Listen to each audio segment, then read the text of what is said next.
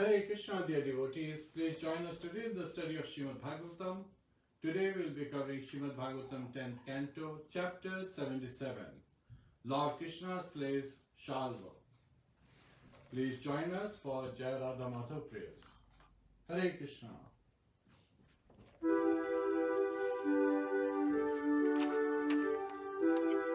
Jai Radha Madhava Kunja Vihari.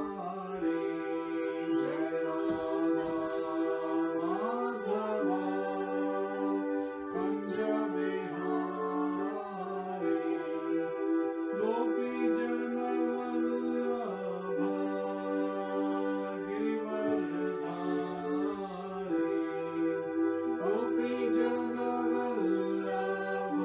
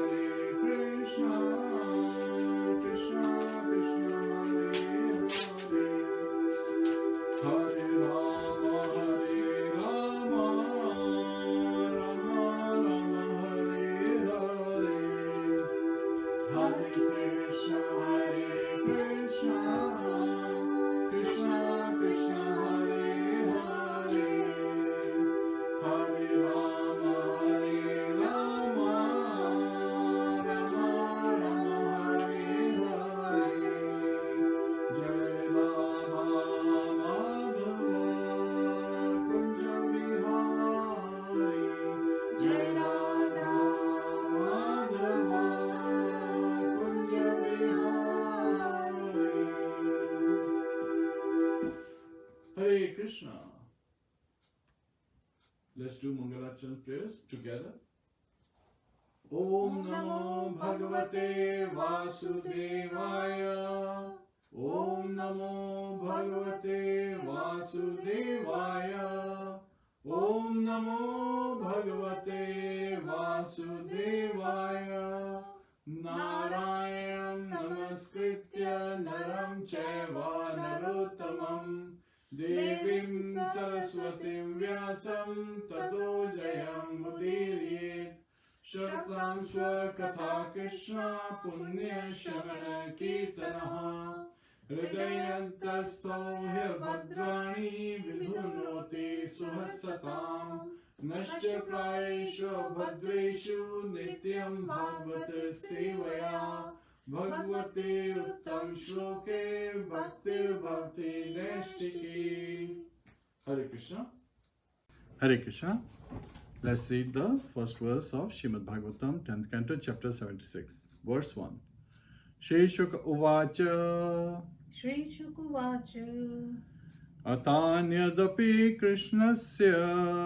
Atanyadapi Krishnasya. Shanu Karmadbhutam Nripa. Shrinu Karmadbhutam Nripa. Kridanar Sharirasya. Kridanar Sharirasya. Yatha Sobha Patirhataha. Yatha Sobha Patirhata. Please. Shri Shuka Uvacha. Shri Shuka Uvacha. Atha Anyadapi Krishnasya. Atanyadapi Krishnasya. Shrinu Karmadbhutam Nripa. Shinu Karmadbhutam Nripa. Kridanar Sharirasya. Kridanar Sharirasya. Yatha Sobha Patirhata. Yatha Sobha Patirhata. Shri Shuka Uvacha. Shri Shuka Uvacha. Shri Shukdev Goswami said, Shri Shukdev Goswami said, Atha, Atha, now, now, Anyad, Anyat, another, another, Api, Api, yet, yet, Krishnasya, Krishnasya, of Lord Krishna, of Lord Krishna, Shanu, Shrinu, please hear, please hear, Karma, Karma, deed, deed, Adbhutam, Adbhutam, wonderful, wonderful, Nripa, Nripa, O O King, King, Krida, Krida, for playing, for playing, Nara, Nara, human-like, human-like, Sharirasya, Sharirasya, whose body, Yatha, Yatha, how, how, Saubhapatihi, Saubhapati, the Lord of the Saubha, Śālva, the Lord of Śālva, Hataha, Hatha, killed. killed. Hare Krishna.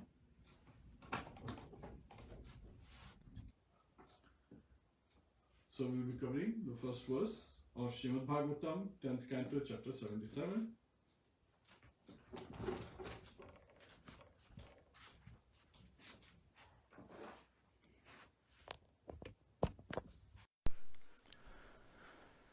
SrimadBhagavatam, Canto 10, chapter 77, Lord Krishna slays Śālva. Verse 1. Translation. Translation by the disciples of His Divine Grace A.C. Bhaktivedanta Swami Srila Prabhupada. Shukdev Goswami said, after refreshing himself with water, putting on his armor and picking up his bow, Lord Pradyumna told his driver, take me back to where the hero Dyuman is standing. Purport.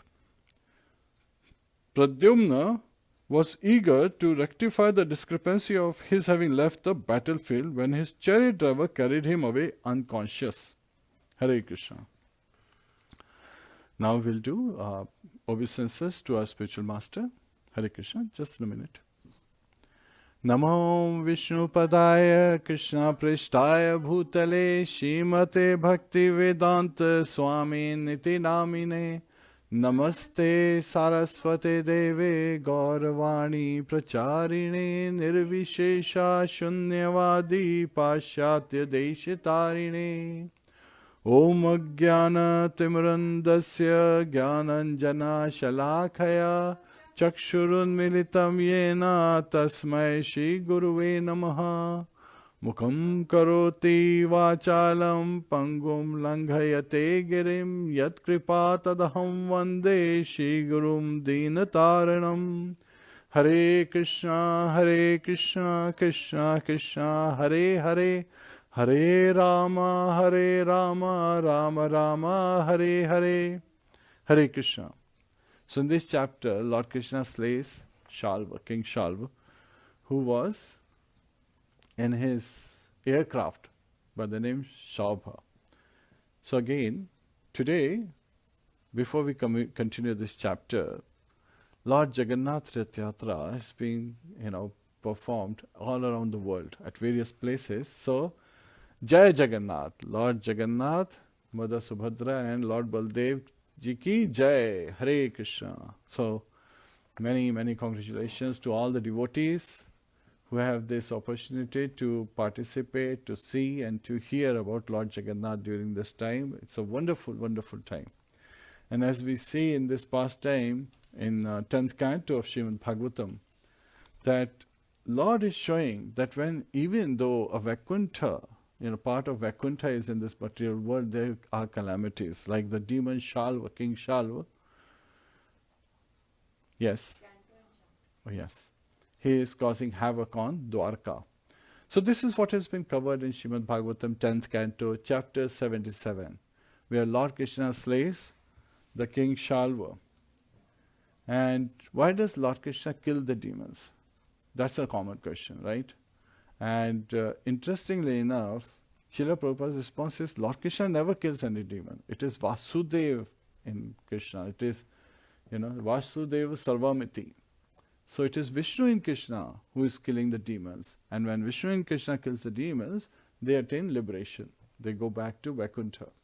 And these demons are actually, in the past lives, they were devotees who had performed various offenses or sins that had been, mainly offenses, that had been the cause of their falling down and getting the life as demons. And Lord would never interact with, simple demons. He would interact with exalted demons. And even here in this chapter, we'll hear about how King Śālva, who is attacking Dwarka as a demon, is, he is glorified. And once I was studying, Ramayana with my grandpa, and I said, how is Ravan so much glorified in Ramayana? So he revealed to me that actually it is not the glorification of hero that makes an epic interesting. It is sometimes showing that such a glorious person who was a demon, but he had this demonic mentality. So the lesson we are learning is not about how wonderful Ram is and all that. We are learning also that how wonderful Ravan was, but he had this demonic mentality. He wanted to enjoy Sita Mata. So this demonic mentality became the cause. So that's the lesson we learn to practice in our life, that everything that we get is actually a property of Lord Krishna, the Supreme Personality of Godhead. So it should be dovetailed in His service instead of used to, for our enjoyment. It should not be used in our sense gratification. So that's an important lesson for us to take. Sometimes people read through these scriptures as if like, oh wow, these are wonderful stories. It's very interesting, not realizing that Dwarka happened to be part of the spiritual world, yet it was under attack by the materialistic mindset of humans who were demons, right? And what is the definition of a demon? Someone who is, adverse, thinking Krishna to be his adversary, thinking Krishna to be his enemy, and really associating with the body, condition that I am a man and I have gathered so much, I have destroyed all my enemies and I'm gathering more and more, and this is all for my sense gratification. Putting oneself in the center and seeking everything to satisfy one's own senses. That's the mentality of a demon. Asuri bhava mashita. So that's where, that demonic mentality is being explained. While a devotee is basically just dovetailing everything in Lord Krishna's service. Lord Krishna reveals to Arjuna, Yat karoshi yadashnasi yat juhoshi tadasi yat tapasyasi kante tat kurishva madapram. Whatever you do, whatever you offer, whatever charity you perform, whatever you give away, all your activities, whatever we do with our mind, body and words, all actions are actually performed the three ways. Mind, body and words. We think about things, we meditate on things, we think, and mind has this constitutional position of accepting and rejecting. It's coming from the material energy, so a subtle form, and always accepting, rejecting. But a devotee thinks to accept only things that are favorable for devotional service and reject things that are unfavorable for devotional service. While a sense gratifying person who is conditioned with the body, what is his thought? That, oh, this is very nice for my senses, so let me grab it. Not realizing who does it really belong to. And if there is something like, qualities which are like become meek, become a servant, become a menial, humble person, become tolerant, no. For materialists, this is not something. I want to be the master. That's the mindset of a materialist. He's always thinking of this, being in illusion. So again, we talked about the fourth kind of defects a conditioned person in this material world experiences. So in the material world, these four defects exist. Propensity to be illusioned, means thinking something what it is not. Thinking of something to be an object to enjoy for oneself instead of being used in Krishna service is also an illusion. Then propensity to cheat others. And this is what we see, how the demons are constantly cheating others. And here King Śālva in this chapter shows us that how he was using his cheating propensity and even using the delusion, the magic that he had learned from Mayadanav. And then senses are imperfect. So our senses are imperfect. They are too dull to realize the transcendental supreme form of Lord Krishna, his name, form, activities and pastime. So unable to realize God, our dull senses, we are kind of like thinking that God doesn't exist at times. So that's a materialistic thinking. And then human is we have propensity to make mistakes. But making mistake doesn't mean we shouldn't correct them. We should always seek to correct our mistakes. And here King Śālva, has attacked after meditating on Lord Shiva. And Lord Shiva, who is referred to as Umapati, the husband of Uma Devi, goddess Durga, goddess Parvati. So he waits for a whole year before he gives the benediction. And then he also doesn't just give all the benedictions because he has already had an experience with Bhasmasur. And that actually description comes later in SrimadBhagavatam. So again, it is not chronologically laid out. So realizing that experience, he gives him a choice. And then King Śālva has selected to have this airplane, a very strong airplane, aircraft, which is as big as like a city. It can carry like a city in it. Such a huge aircraft. And being built by Mayadana, it's made up of iron. It can fly very high at a great speed in the air, in the sky, as well as it can become invisible. Not just invisible, it can create darkness, it can create tornadoes. It has such a, strong machinery, all kind of weapons. So today the weapons we see are all called firearms because the only potency they have is that of fire. But in old times, Vedic times, and even in Dwapara Yuga, the weapons were of all four different kinds. They were, you could cause whirlwinds, which is from air. You could cause illusion, which is in the sky form, right? Ether based. And, do behind those, imagery, whatever you can torment the person just in the mind, it gets bewildered. And then you could cause torrential rains, and you could cause thunderstorms, which is what Śālva aircraft was causing on Dwarka. They were like thunderbolts. There were these thunderstorms being caused, and lightning was appearing, and the soldiers were being killed like that, and so forth.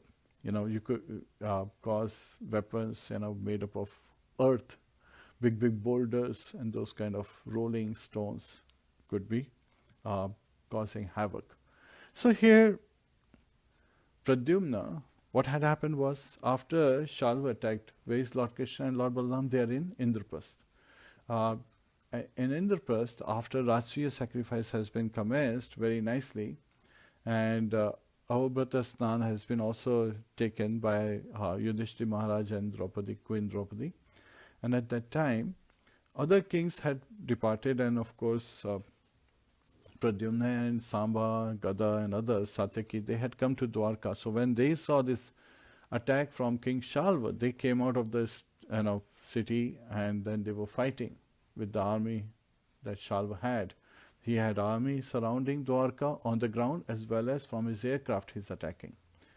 While Lord Krishna with his queens and his brother Balramji, they had stayed back at Indraprastha, but Lord Krishna, seeing the bad omens in water, earth and air in the sky, he realized that there must be something happening. So he asked for the permission to leave for Dwarka from his elders, the sages, the elder Kuru personalities, and again, Yudhishthira Maharaj and Bhim both are older than Lord Krishna, from the pastime perspective. So he is taking permission, very nicely showing us that we should bow down to our elders, and before we do an action, we should take permission. If they are not expecting something, it's always good to communicate. Keeping communication is very important. And we saw in the case of Rath Yatra, communication was so important for the devotee community to really understand that, we have to make this Rath Yatra happen, so let's make a compromise and let's sit out and let Lord Jagannath come, because Supreme Court had previously made this judgment that there won't be any Rath Yatra, and that was a big setback for the community. So again, this is where the community said, what can enable us to please Lord Jagannath? What can enable us to please Lord Balaram and Mother Subhadra? And so the community together decided that it's more important for Lord Jagannath to have Rath Yatra, to come out and bless all the other human beings who don't normally get to go to the temple. And let that event happen, even though we may not be able to participate. So, this is, again, a very united mindset and a very glorious mindset of the community that has been shown during this Rath Yatra, where people were, properly trying to follow, social distancing, as well as making sure that Lordship is pleased. For the pleasure of Lordship, let us make some compromise in our life. We may not feel that we have fully participated, but Lord is having the glories continuing. His glories are continuing, and He's going out to bless those who don't get the opportunity to see Him.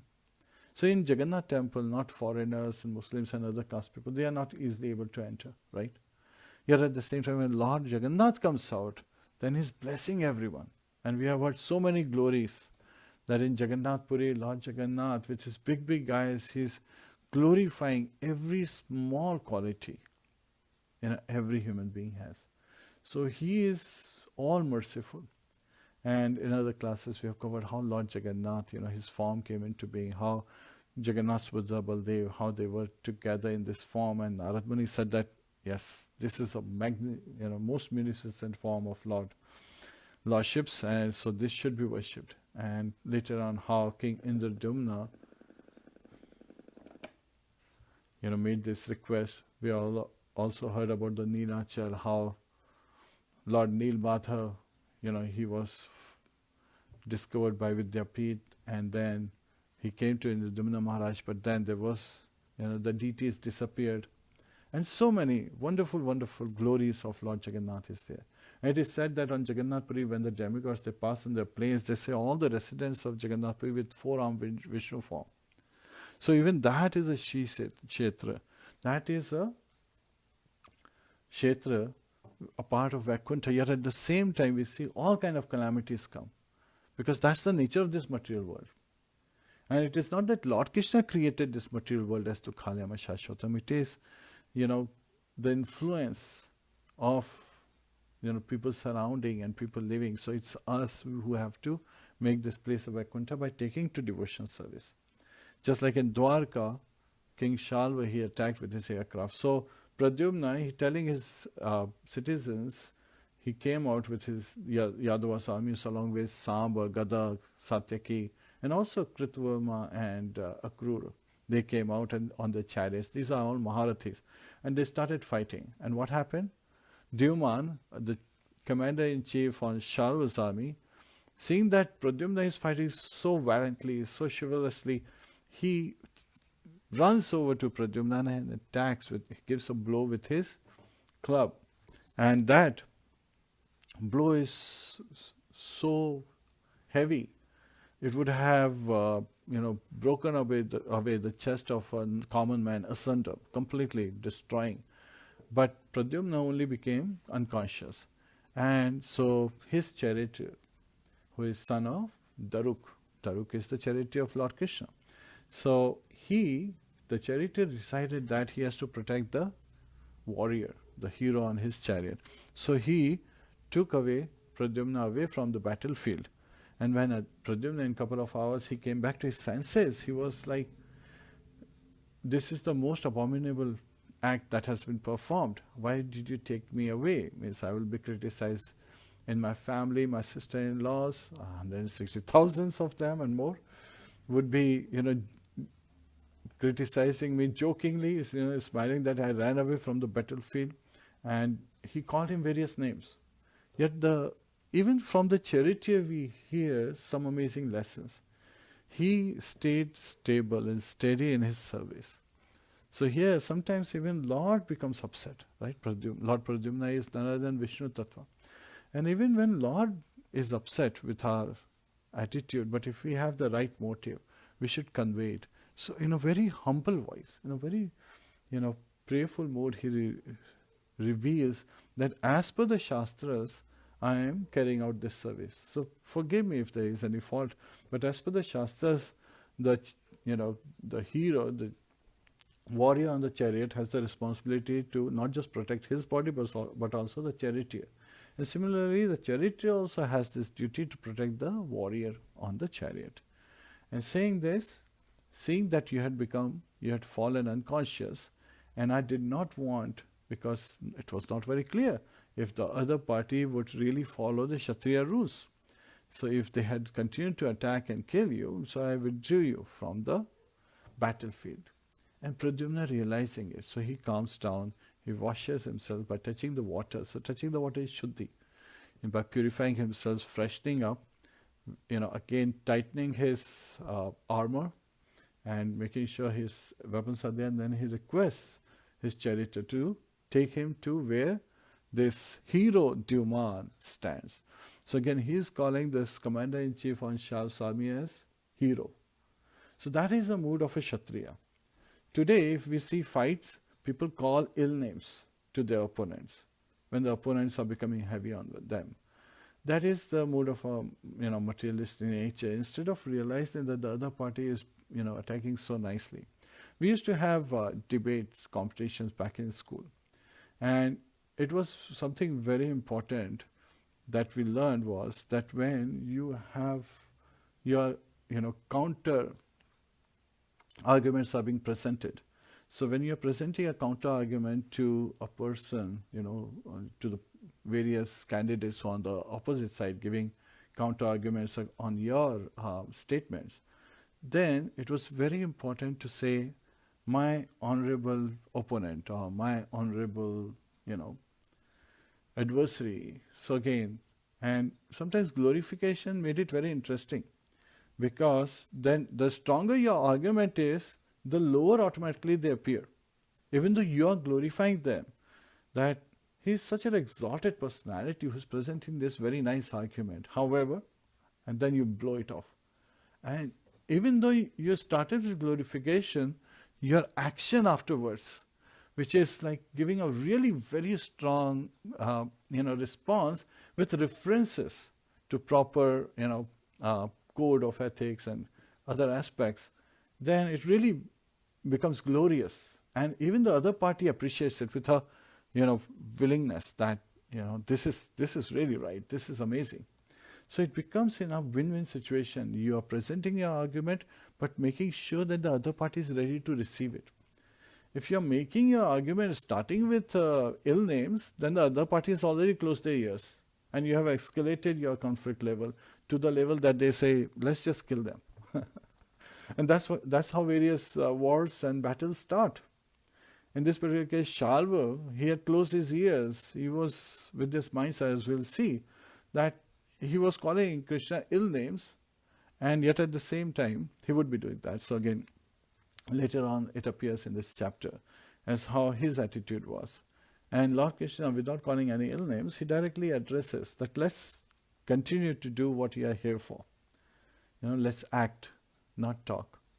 So here, Pradyumna, he goes back to where the commander-in-chief of Śālva's army, Dyuman, is present.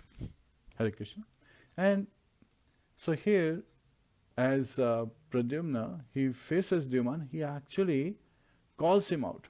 So that's another Kshatriya code, that you would not just attack when your opponent is not paying attention.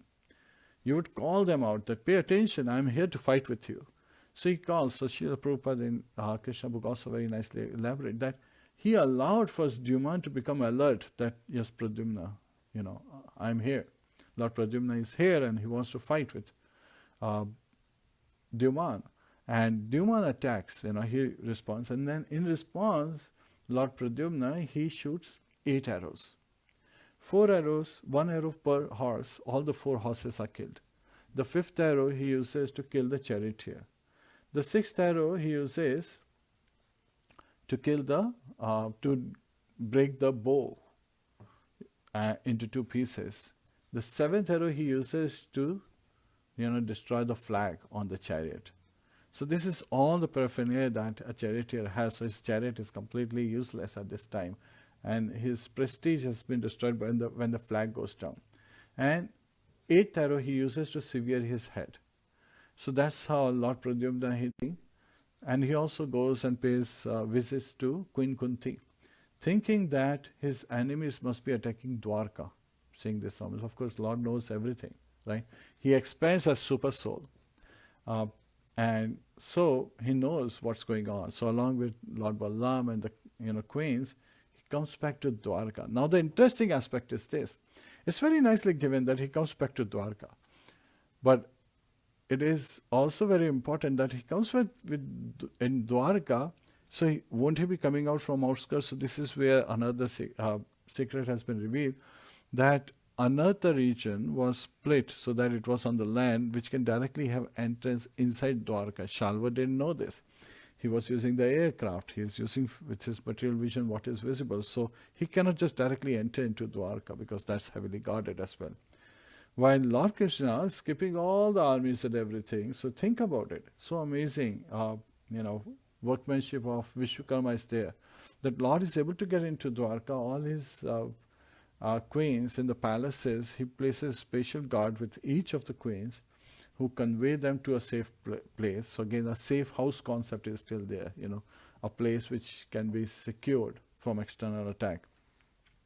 Make sure that Lord Balaram is in a strategic position inside Dwarka, protecting the whole of Dwarka city. And all the parents and all the kings, King Kṛṣṇa and others, and his parents, Vasudeva and Devaki, they are also very well protected. Rohini, Mother Rohini is also very well, and they are all conveyed to a specific spot. And Lord Balaram himself, Lord Sankarshan himself, is guarding that whole area along with the whole city. And Lord Krishna asks his charioteer, Daruk, to take him to where Śālva is on his aircraft. And then Lord Krishna also reveals something. He tells Daruk that this King Śālva is a great musician. So again, he is glorifying. But then there's a difference between mysticism and magic. Mysticism is, miraculous abilities, right? What Lord does is a miracle. While a magician, what magician does is a delusion. And of course, Lord Krishna is number one in everything. That's another aspect. So Lord, he responds to everyone according to their behavior. So with devotees, he's number one in showing their love, of course. Lord also is glorifying gopis that he cannot reciprocate to their love, and devotion, even in a lifetime of Brahma, because that's the glorification. And here, Lord Krishna, with cheaters, he's number one cheater. Sometimes people find it hard to believe, and that becomes like a big jolt, especially when people are, delusioned. So that's one of the 4 defects. So this is where we learn and we grow. We grow more to understand how great God is. That is reciprocating with one in the mood, one comes to his shelter. If one comes as a devotee, he blesses. And when one comes as a demon, he chastises. But Lord is absolute. So both of them are delivered because they are dealing with Lord Krishna, right? Akama sarva kamova moksha kama udadhi tivrena bhakti yogena yajate purusham param. In Śrīmad Bhagavatam, it is revealed that even if one has no desires, that's the mood of a devotee, no desire for sense gratification, but every desire to satisfy Lord Krishna, that is no desire. It is not having no desire, because soul cannot be without desire. That's sarva kamava. And even if has all kind of desires, like in this case, Śālva has this desire to even kill Krishna, because that's the vow he had taken. So even if one has such desire, moksha kama, even if one has desire to attain moksha, liberation from this material world, just like in the case of Brahmavadis, they want to just, they are tired of this world. And devotees, we feel like the only shelter is at the lotus feet of Lord Krishna. So even if we want to go back to Godhead, even that is a desire, right, which is beyond. So the pure devotee is always, they are always praying that doesn't matter where we live, just make sure that we are your devotees. We're constantly remembering you, meditating on you. But sometimes in the beginning stage, a devotee is thinking this material world is such a tough place. Let me just get out of here, go back home, back to Godhead and Vaikuntha, and then I will serve Lord eternally. Even that is a desire for liberation, which is a great desire. So even if all these different type of desires somebody has, or many people have different desires, they should all take to the devotional service. Tivrena bhakti yogena. Not just take to devotional service, bhakti yoga, but also do it with great enthusiasm, with great zest, with great determination, with fully focusing one's mind in devotional service. So even though King Śālva is meditating on Lord Krishna, he is meditating pratikul, as an adversary, against, in an unfavorable manner. While we should be serving, devotees serve anukul. So you can imagine, even if a demon approaches Lord Krishna and he is liberated, then, if he is killed by Lord Krishna, he is liberated. So what to talk about the devotees who are serving the Lordship with love and devotion, with gratitude, with humility, one is surrendering at his lotus feet. So you ought to talk about the glories of such a devotee. So again, it is very important for us to take to devotion service nevertheless. So Krishna is revealing to Daruk that this King Śālva is a great musician. And so, do not be afraid. He is also giving this assurance that I will protect you. So Daruk, just taking shelter at his words, he is taking the chariot to where Śālva is. Now as soon as Lord Krishna, he enters, this area outside Dwarka where this battle is going on, where this aircraft is visible, everybody pays attention to this flag with the emblem of Garud, right? The carrier of Lord Vishnu, Lord Krishna. And everyone knows, friends as well as foe, the Yadava armies as well as the enemy army, Śālva's army, they both realize that Lord Krishna is on the battlefield. And seeing Lord Krishna on the battlefield, Śālva, the first thing he does is he throws a very powerful spear. But he doesn't throw it to Lord Krishna to hurt Lord Krishna. He throws it to hurt Daruk, his charioteer. So that is one way somebody, attacks a charioteer, so that now the chariot would be stationary and the warrior will be a sitting duck. With that mode he is throwing this spear. And this spear is like a comet, it's rushing and it's blazing with amazing light and fire as it's coming down. Yet Daruk has just simply taken shelter of Lord Krishna. And Lord Krishna, Lord Vasudeva, he, with his arrow, with his bow and arrow, he destroys this spear into hundreds of thousands of pieces. And at that time, Lord Krishna attacks with 16 arrows, injuring Śālva. And Śālva attacks Lord Krishna in response. And with his attack, Śālva attacks his left arm. And his attack is being glorified, that the Lord's bow, Shraga, that falls away from his hand. And at that time, seeing that the bow fell off from his hand onto the ground, everyone is, saying, all the demigods who are watching this fight from the airplanes in the sky, they start lamenting, they start saying, alas, alas, what has happened, right? So here, Lord is performing this pastime, and thrice He is showing different ways to encourage Śālva to come and expose himself. So it is very interesting that Lord is performing activities like a common man, but encouraging the demon to come out of their shell so that they can be taken care of. And also in this particular case, Śālva it feels that he has become victorious. He had just been attacked by 8 arrows and he is feeling injured. All he did was attack the left arm so that the bow fell down. And he's thinking he's victorious. He has already won over the battle. He has already achieved victory. So this is just too soon. And this happens, in Mahabharata in the case of Jayadratha. He thinks that the sun has set too soon. And the sun has set and he has won. And Arjuna is killed, So this is sometimes Lord performs this pastime to make the demons believe that it has happened too soon. If you're a cheater, Lord is number one cheater. So he's cheating this is also a mind game going on. So it's not just a fight of arms, there is also much subtle, fight that's being shown between Lord Krishna and Śālva. And so Śālva, now he rebukes, so he's, showing his mentality, he's showing that what he has understood till now. He's saying that you, in my friend's marriage, Shishupal's marriage with Rukmini, you came and stole his wife, would-be wife. And you even married her afterwards. Of course, Queen Rukmini sent the Brahman to Lord Krishna, that she had already, given her heart to Lord Krishna. So Lord Vasudeva, Krishna, he had to come and he had to do that. But Śālva's mindset is that, out there you abducted someone else's would-be wife, not realizing that Shishupal in his previous birth was Raman. And when Lord Ram was not there, then he abducted Sita, then he kidnapped Sita. And here Lord Krishna took away Mother Sita, who's none other in this birth is Rukmini. So he is taking his wife, while all these demons, they are watching. Unlike Ravan, who was afraid to even face Lakshman. He had Marichi call out Lakshman's name in Ram's voice, so that there is no one guarding Sita Mata. He was so afraid. But here, Lord Krishna is taking Rukmini in front of all these demons who are not just present there, but they have their armies ready to attack.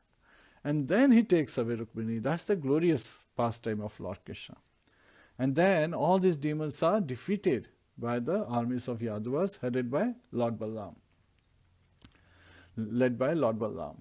So again, he is saying that you stole away his would-be wife and you even married her.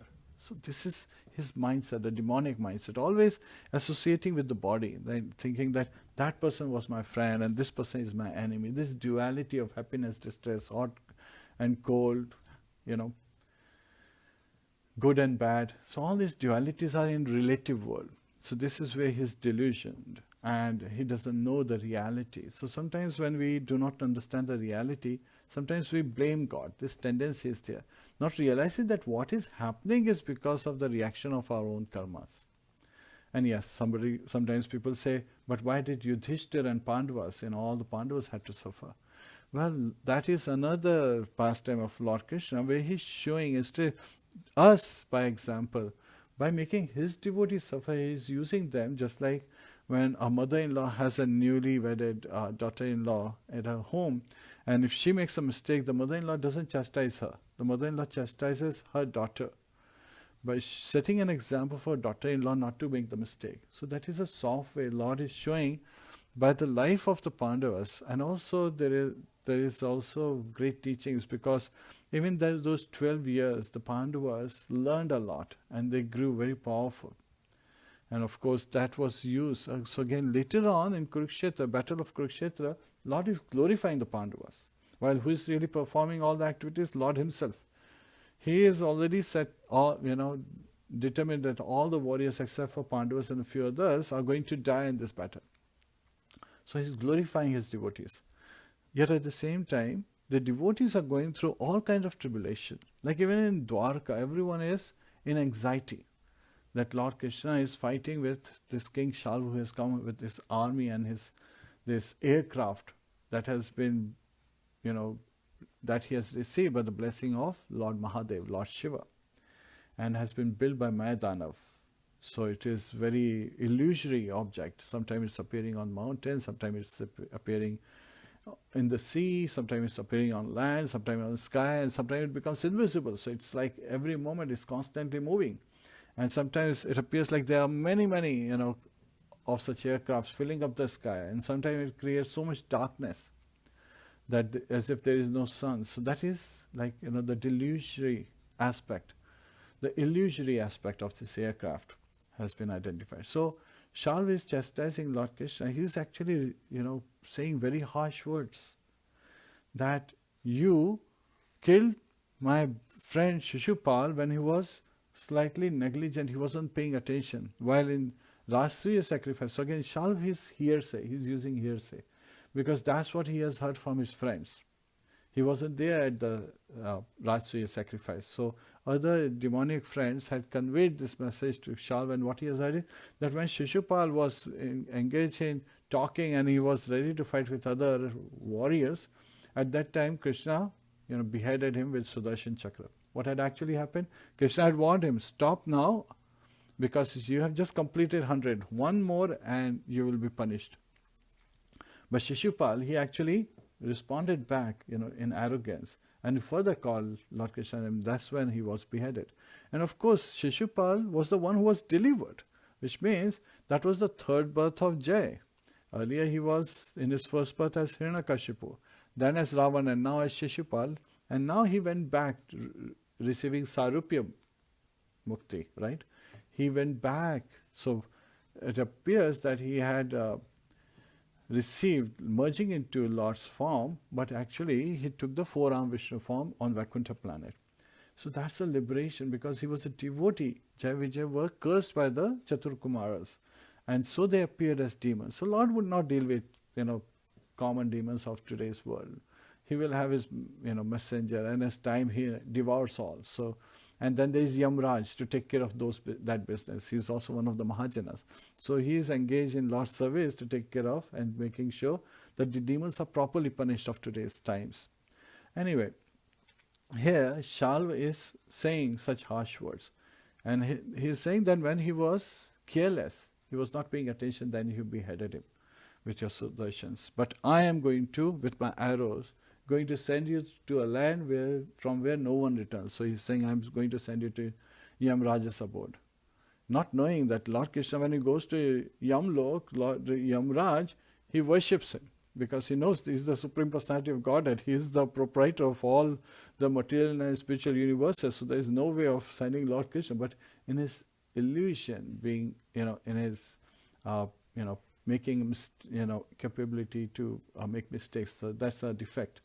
He is thinking in this manner, and he is thinking that Lord is my enemy, while Lord is everyone's friend.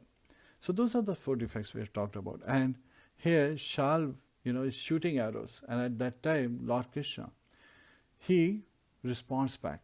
So he throws his Kaumudaki Gada, his club, with such a speed, his mace comes with such a speed and hits the collarbone of King Śālva.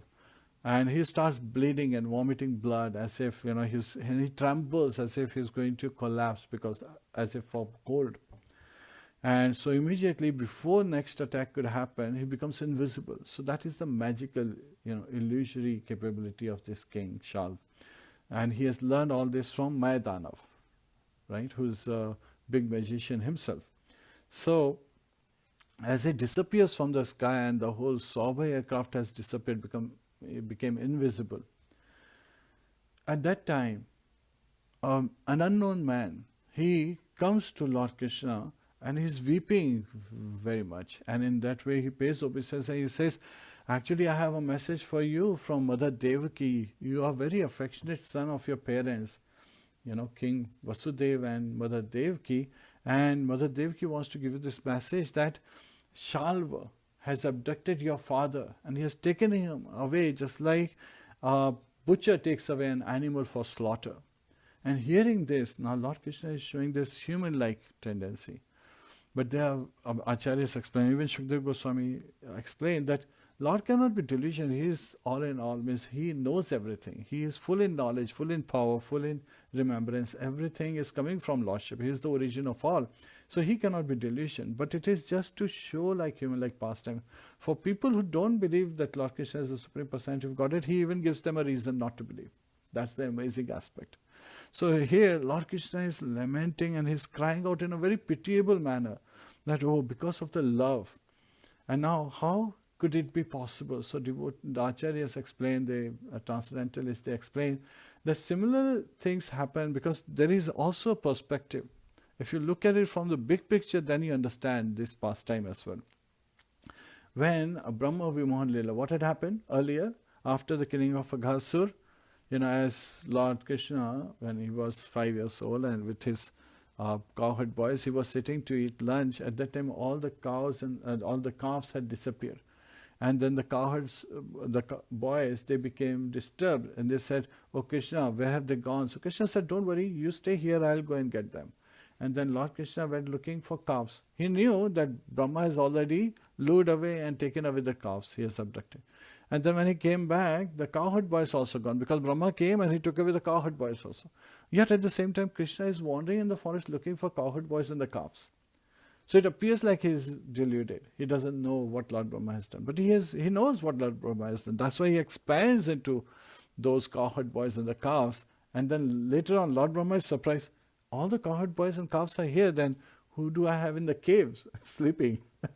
So again, you have to look at the whole picture, not just that particular reaction or that particular mood as why Lord looking for the cowherd boys and the calves. And it's very interesting as when there is a fight going on and like hitting of the bow on Lord's left arm, how could this be there? And how could the demigods be calling out, "Alas, alas," and they could be lamenting as if the demons have become victorious. When earlier Lord Vishnu was fighting, Lord Krishna was fighting with Madhu and Katab, the two demons produced from his earwax. And at that time it appeared at a moment that Madhu Katab are going to be victorious. So Lord Brahma had this sweat, the drops of perspiration appeared on his forehead, from where Jamvan came into being. So again, so Lord is creating this delusion just to increase the ecstasy of a devotee, that such glorious form of Lordship. When he appeared as Varahadev, he came out from the nostril of Lord Brahma as if like Lord Brahma is his father. But he's transcendental, he doesn't have, but he accepts his devotee to be his origin, to show to the world as how he appears.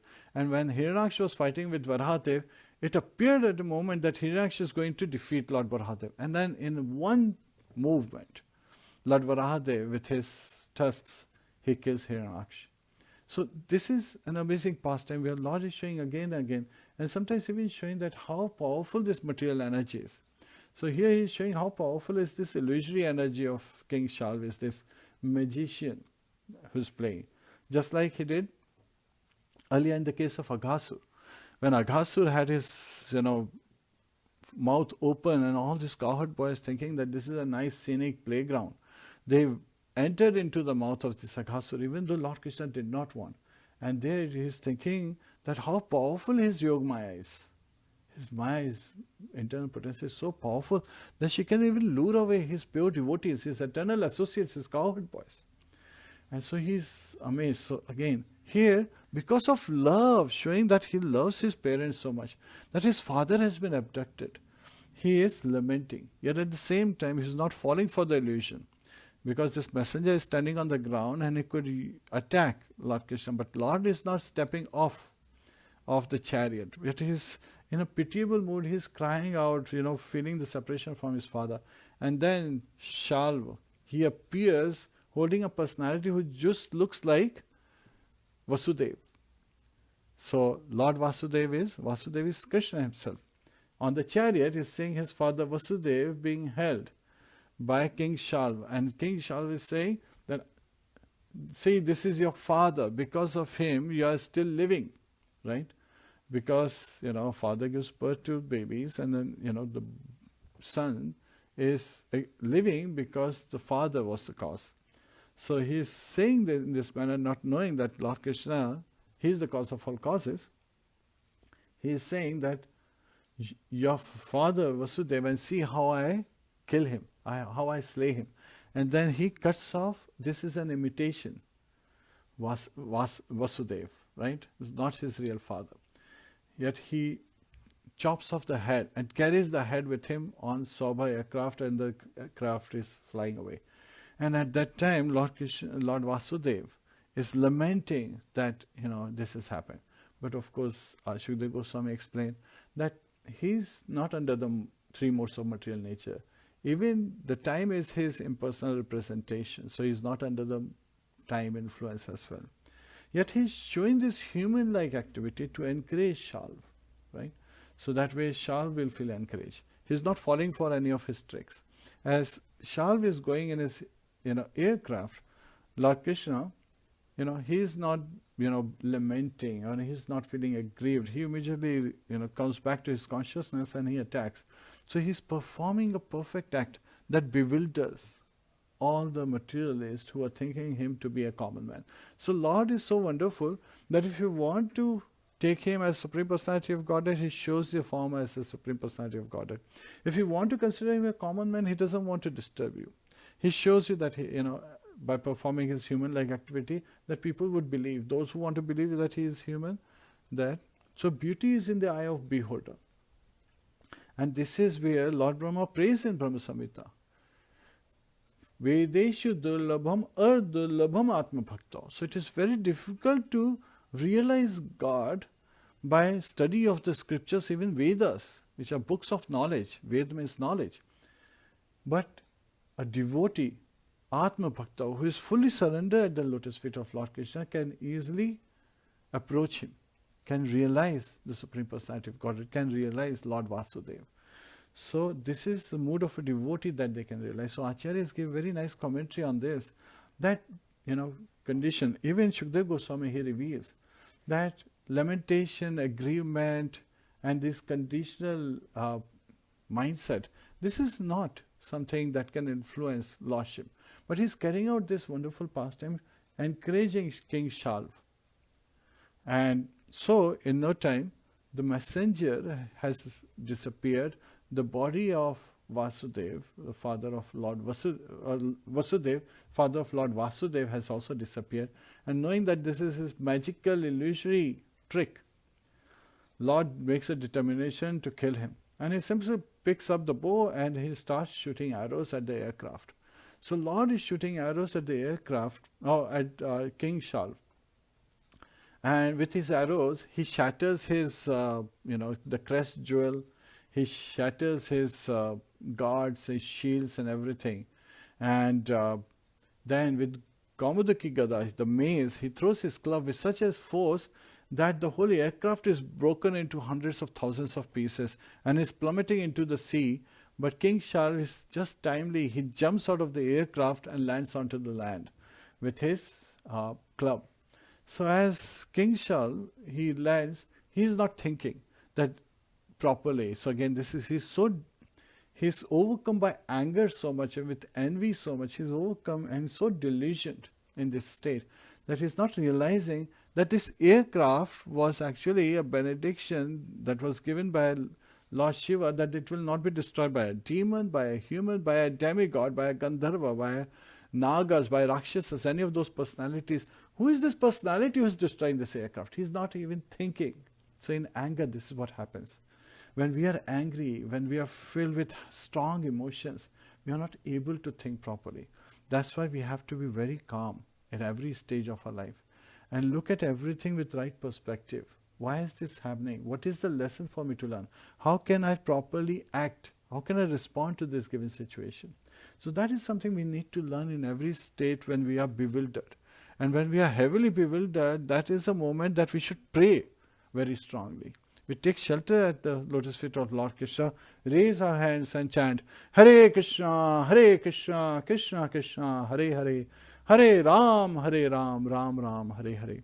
So this is the mood a devotee has when bewildered. But King Śālva, he is completely delusioned. And so, holding a club in his hand, he attacks Lord Krishna.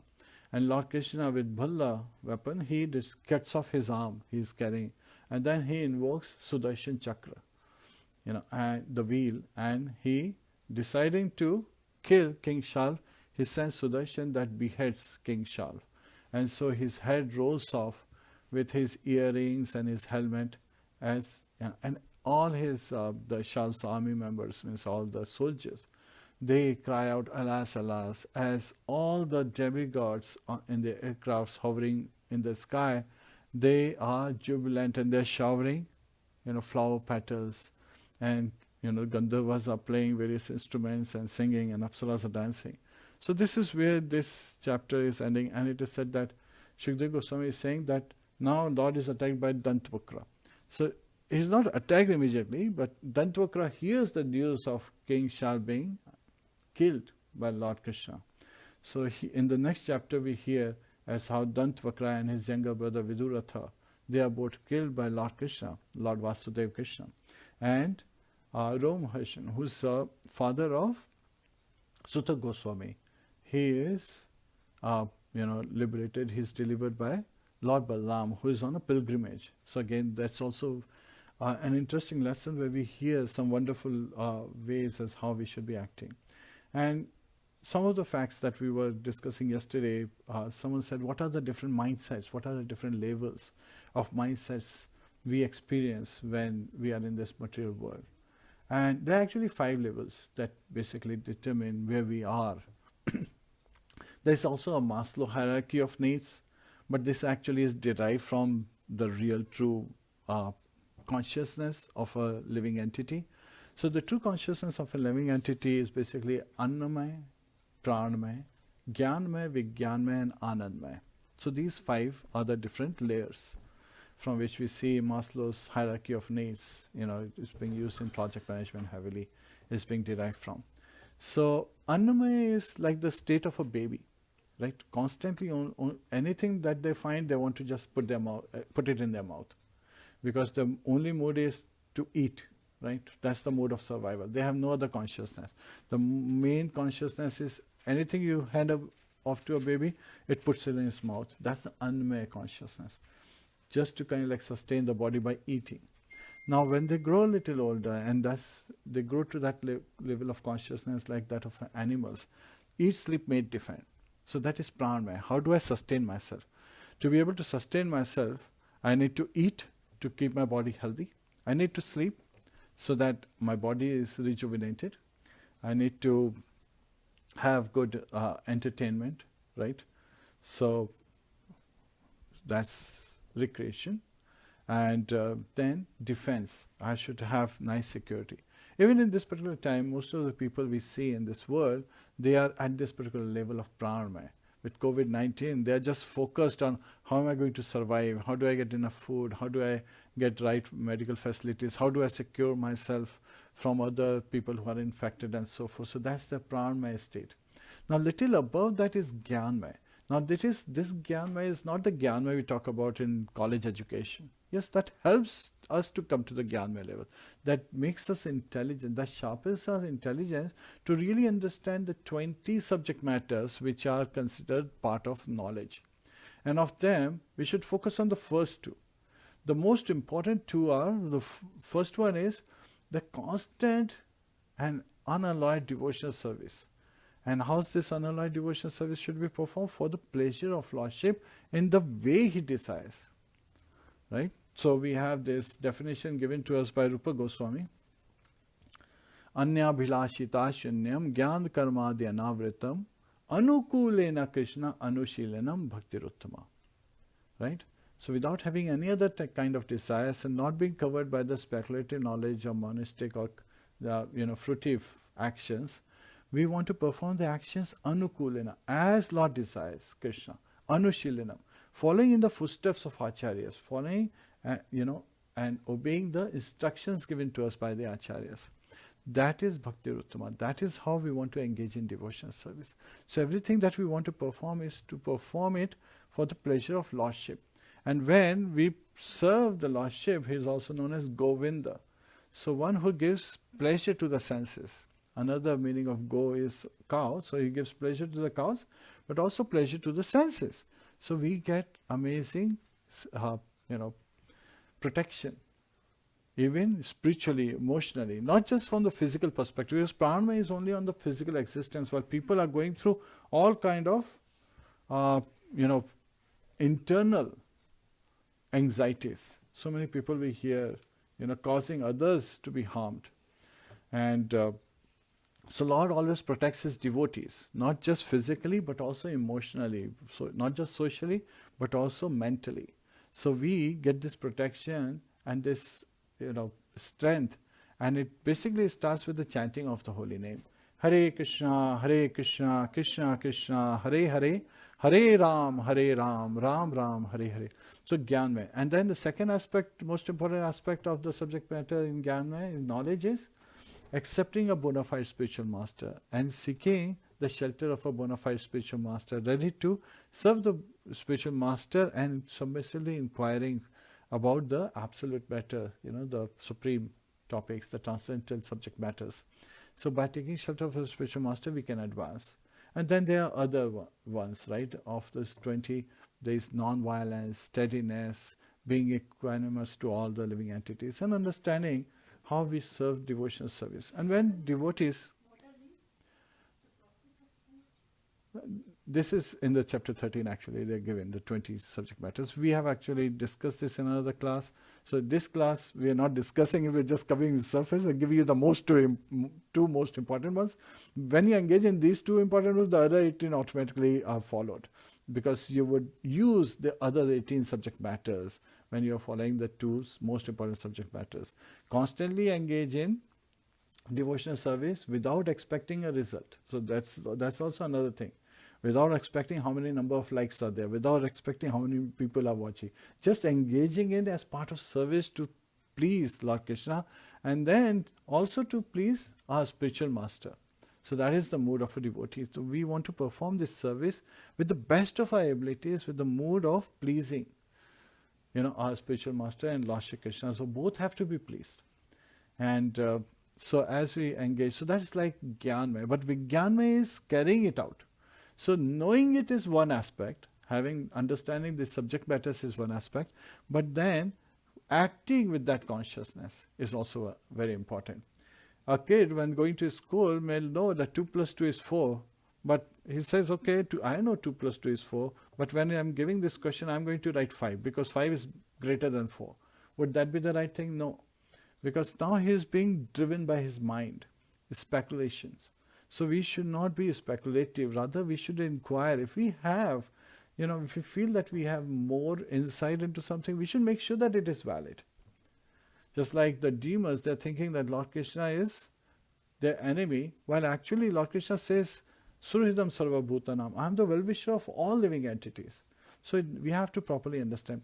And when we practice it in Vijnanmay, and we serve the Lordship, who is the Supreme Personality of Godhead, who is residing in everyone's heart as Super Soul, then we come to the level of Anandmaya, because he is always in Anandmaya state. He is always transcendental 3 modes of material nature. So that's where we are able to understand that by engaging in devotional service, by following the footsteps of Acharyas, we come to the level of Anandmaya. And Anandmaya Abhyasat, we are always pleasure seeking, because we are, we have the same nature. In quality we are similar to Lord, but we are minuscule in quantity. He is unlimited. So we have the same nature, so we are always seeking happiness. And that's why all our activities are dovetailed towards seeking happiness. But the true way of getting happiness is by giving happiness to the Lordships. So when we serve Lordship to seek His happiness, we become happy. That we get purified, we become peaceful. So that is an important message that I wanted to cover today. And as we are engaging in devotional service, we continue to progress for our purification and understanding through the lessons, as these, Lord Krishna is number one in everything. We have to also understand this. And whatever is happening in our life is actually happening because of the reactions of our karmas. So if we did good activity, we have to bear the good results. If we did bad activity, we have to bear the sinful reactions. And so sometimes the tendency that Lord is causing it all, we have to understand that even in this material world, when part of Vaikuntha is there, there are miseries. Why? Because it has been brought about by the asuras, but demonic mentality. And so devotees and people who are innocent, they should understand that we have to take to devotional service because it is for our benefit and it is for our purification. So this is where again we will hear about Dantvakra, being slain in the next chapter, and his Vijay.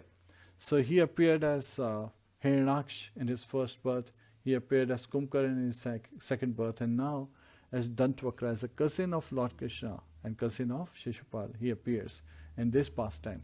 So once he is delivered, he goes back again. It appears that he has received Sayujya Mukti, merging into Brahman, merging into the very personality of Lord Krishna. But actually he also goes back in his four-arm form as Lord Vishnu. So he has Sarupya Mukti. And then they also appear, because they have pleased Lord Krishna so much by these three births as demons, that they appear as Jagai Madhai in Lord Chaitanya Mahaprabhu's pastime. And they get elevated beyond Vaikuntha, even to the higher planets, even to a higher level as Manjaris. Jangali Manjari and Nandini Manjari. So they become Manjaris. So you can imagine how exalted Lord is, that he is pleased even by the Viras, which is a secondary rasa, which cannot be enjoyed by him in Vaikuntha planet, so it has to be experienced in material universe. And here, yet at the same time, Vishwanath Chakravarti Thakur, Srila Vishwanath Chakravarti Thakur, he is warning very clearly in his commentaries that we should not take to demonic mentality, because then we'll have to suffer through hellish conditions. And it is for our benefit that we should take to devotional service. And anywhere in the world, people can take to devotional service. And sometimes people say that, okay, when devotees are praying, they're looking up. Well, that is the mood we get from Gajendra pastime. He picked up the lotus flower from the lake and he raised it up in the sky, right? And Lord expands as super soul. When he expands as super soul, there is also a misconception. He expands as super soul and he is also in the heart of every living entity. Sometimes people think that he has split himself to as many numbers as their living entities and as many numbers as their atoms. No, he's still one. He's just all pervading everywhere. So if he's in our heart, that also means he's in someone else's heart as well. Why are we just not praying to that person? Because he's expanding everyone and we are following the Shastras, and Shastra says that we raise it up above because he's everywhere and he's above us. He's transcendental to this material world, he is spiritual world. So he's above us. So that's to reflect. Sometimes people even say, why are you just raising it if you look at your position on the earth? So again, this is where they try to bewilder the mind. In their own delusion, they're bewildering the mind of all the devotees and all the transcendentalists by saying that, but we devotees don't get bewildered by such thinking. And actually Lord Krishna reveals in Bhagavad Gita that Klesho adhik taraste sham avvakta sakta chesam avvakta hi gatir vyapam dehvad bir vyapite. In 12.5 verse in Bhagavad Gita, Lord Krishna reveals, and in purport, Srila Prabhupada gives the first paragraph for Gyanis and the second paragraph is for the Dhyan yogis, Ashtanga yogis, saying that the super soul form in our heart is very difficult to be seen. You may close your eyes, but can you see? No, you have to perform Ashtanga yoga for many, many years. And in Treta yoga, Dhyayate Vishnu, personalities would have to meditate for tens of thousands of years to be able to see the Lord in their heart. So such difficult. So he's very difficult to be seen in the heart. Deha vidbhivapte, for the grossly, for people who have gross senses. So we have to first build transcendental senses, and the easier way of building, developing transcendental senses to understand Lord is by taking to devotional service. So we should still raise our hands, bow down. Why do we bow down? Why don't we bow up otherwise, right? The idea is, the very aspect, not just the idea, the very instruction coming from the scripture is that we are bowing down, at that supreme power. So supreme power is everywhere. We are bowing our head down in reverence, in awe and reverence, in gratitude, in humility to that supreme power that is all pervading. So he is in our heart, doesn't mean that he is not outside, he is not up, he is all around us, yes. But we raise, praying, looking up is from the aspect that he is transcendental. He is in the spiritual abode, yet at the same time he pervades all. And we are looking up with that awe and reverence. It is very interesting that now some of the devotees also getting distracted and they are saying he is in our heart without realizing in 12.5 it has been revealed by Krishna himself that it is very difficult for an embodied soul, embodied living entity to see the super soul in the heart. So you have to go through Ashtanga Yoga to really see the super soul in your heart. While you can simply bow down in front of deities because he is so merciful, he appears in his deity form. He appears in the form of SrimadBhagavatam. Bow down to SrimadBhagavatam, non-different from Krishna. And raise your hand and chant Hare Krishna. Do japa. It's so simple. When you want to pray to the Lordship, just raise your hand and chant Hare Krishna, Krishna Krishna, Hare Hare, Hare Ram, Ram Ram, Hare Hare. Hare Krishna. So those are a couple of important aspects I wanted to cover today in this class. Please join us for Narasimha Devati. Hare Krishna.